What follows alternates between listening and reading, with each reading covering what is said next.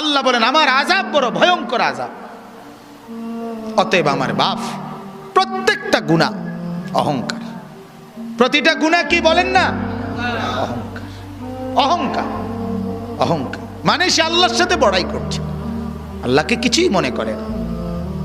ছেলেরা, এই বাপ একজনও যদি হয়, একজনও যদি শুনে থাকো, তোমার কাছে বলছি, আল্লাহর কথার একটা নিয়ম মনে রাখবেন, সবাই একরকম হয়ে যায়েন না, একজন আরেকজন থেকে আলাদা হয়ে যান। অর্থাৎ সবাই একত্রে একসাথে গুনার উপরে জমে যায়েন না। গুনার পরিবেশ থেকে আপনি একজন হলে একজনই আলাদা হয়ে যান, আপনি তার জন্য আর ফিকির করেন না। যখন দেখবেন নাফরমানি ছাড়ছে না, আপনি নিজেকে বাঁচায় ফেলেন। হাদিসের মধ্যে আছে, হযরত হুযায়ফা রাদিয়াল্লাহু তাআলা আনহু বলছেন, ইয়া রাসূলুল্লাহ, যদি আমি কখনো এমন দেখি যে আমার সমাজের প্রত্যেকেই গুনাহ আর নাফরমানির মধ্যে মজবুত হয়ে গেছে, আমি কি তখন তাদের সাথে মিশে যাব? আল্লাহর নবী বলছেন, না, প্রয়োজনে গাছের গোড়ালি, গাছের শেকড় কামড়াইয়া ধইরা হইল, একলা হইল, নিজেকে বাঁচাইবে। বুঝছেন? আমরা দিবানিশি বলে যাচ্ছি, কিন্তু এর ভিতরে দিয়া গোটা পৃথিবী আমল না করুক, তো নিজের ব্যাপারে সিদ্ধান্ত নিয়ে রাখছি আমি নামাজ পড়বই।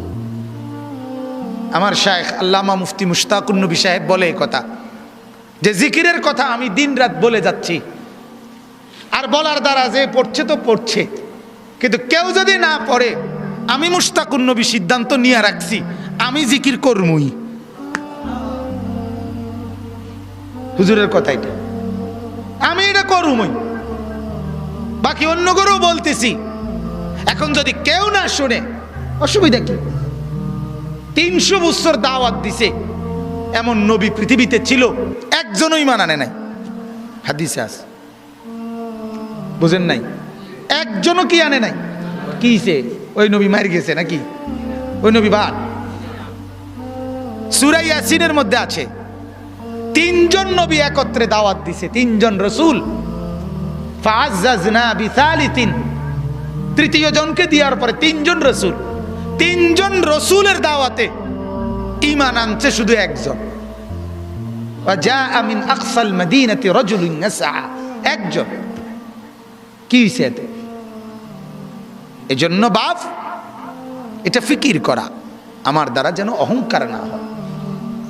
আমি অনুরোধ করছি, আপনারা যারা শেষবারে বসলেন, আল্লাহ আপনাদের উপরে রহম করেন। আপনাদের কাছে অনুরোধ বাজার, যখনই কোরআনের কথা শুনবেন, আল্লাহর কথা শুনবেন, দিল সাফ করে বসবেন, নিয়ত করে বসবেন।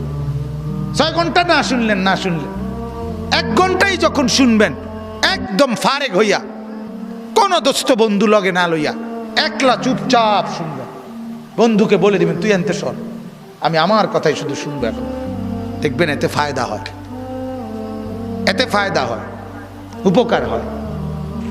আজকে এজন্য এই গুনার উপরে জমে থাকা, ঠাট্টা মনে করা, ওয়াজটাকে ঠাট্টার বিষয় বানায় ফেলে, হাসে, ব্যাটকায়, কিচ্চা কয়, গল্প করে, তামসা করে, এটার নাম ওয়াজ। মানুষ জমছে না বাজান, না বাজান। আখিরাতে লোকসংখ্যার ভিত্তিতে নেই কিনা? লোকসংখ্যার ভিত্তিতে না, না, না। কোরআনে আল্লাহ বলছে, আমি কোয়ান্টিটি না, আমি কোয়ালিটি দেখব। আমি পরিমাণ না, গুণগত মান দেখব, গুণগত মান।